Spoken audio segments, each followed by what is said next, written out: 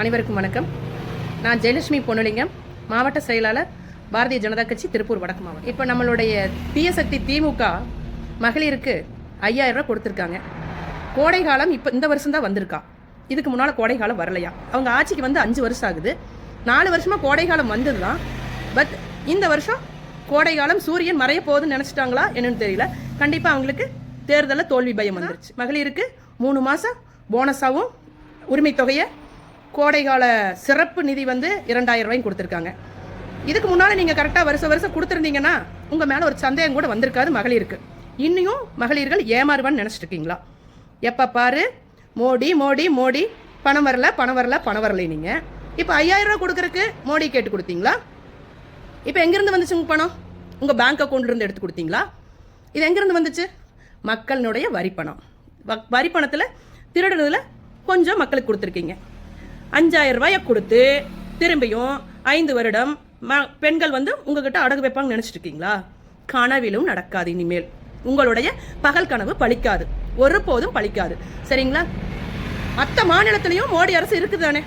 உங்களை மாதிரி தான் குவிட்டே இருக்காங்களா? பணம் வரலன்னு உங்களுக்கு இதுவே தொடர்கதையா போயிருச்சு. சரிங்களா? இனியும் பெண்கள் வந்து உங்களை ஏமாந்து உங்களோட 5000 ரூபாய்க்கு ஆசைப்பட்டு ஓட்டு போட்டுருவாங்க. நம்ம திரும்பியும் அரியணையில் அமரலான்னு நினைச்சிட்டு இருக்கீங்க. அந்த கனவு திருப்பரங்குன்றத்தில் ஒரு தீபம் தாங்க, தீபம். அந்த தீபத்துக்கு ஒரு 1/2 லிட்டர் எண்ணெய், ஒரு திரியில முடிகிற விஷயத்த ஊதி அங்க இருக்கிற மக்களை அடக்குமுறைங்கிற பேர்ல அடக்கி இன்னைக்கு முஸ்லீமுக்கு ஆதரவு அளிச்சிட்டு இருக்கீங்க. அப்ப நீங்க மதசார்பின்மை பேசுறதுக்கு உங்களுக்கு தகுதி இருக்கா? தகுதியே இல்லாதவன் நீங்க மதசார்பின்மை பத்தி பேசவே கூடாது. சரிங்களா? மதசார்பின்மை பேசுறதுக்கு உங்களுக்கு 0% தான் தகுதி இருக்கு. இந்த 4.25 வருடத்துல நீங்க ஆட்சிக்கு வந்து உங்களுடைய சாதனையில முதல் இடம் என்ன தெரியுமா?